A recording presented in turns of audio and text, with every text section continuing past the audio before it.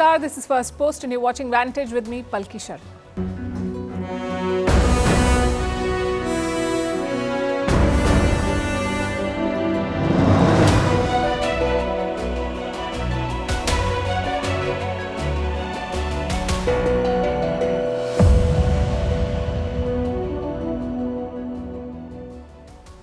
Another week, another Western power harbouring Khalistani terrorists. This time it is New Zealand, where a pro-Khalistan referendum was held. Who organised it? Why was it allowed? And why is the Five Eyes Intelligence Alliance blind to Khalistani terrorism? We'll discuss all of that. In Bangladesh, the unelected interim government may last longer than a US presidential term. Yunus says they may stick around for 4 years. And they've initiated moves to seek Sheikh Hasina's extradition from India. Meanwhile, people in Delhi must be wondering if they should leave. The city has turned into a toxic gas chamber with AQI levels crossing 1700.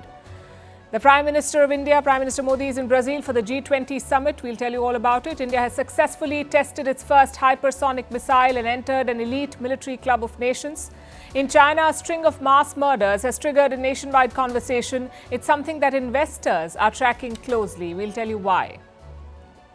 What triggered the latest flare-up in Manipur? Is Temu the next TikTok?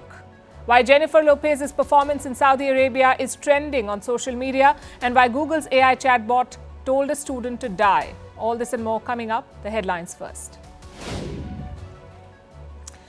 Germany to send 4,000 AI-guided drones to Ukraine, but Berlin refuses to give Kyiv the long-range Taurus missile system. On Sunday, the US allowed Ukraine to use its long-range missiles to target Russia. After Washington, Berlin is Kyiv's second biggest supplier of military aid.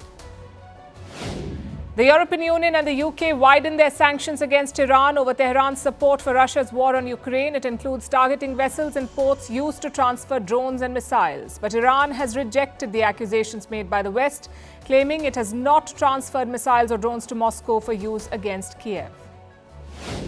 The UK's Prime Minister meets the Chinese President. Keir Starmer and Xi Jinping meet at the G20 summit in Brazil. It's the first bilateral meeting between a British Prime Minister and the Chinese leader since 2018.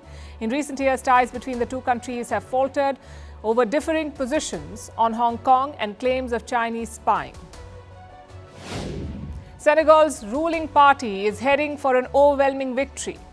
On Sunday, legislative polls were held in the West African country.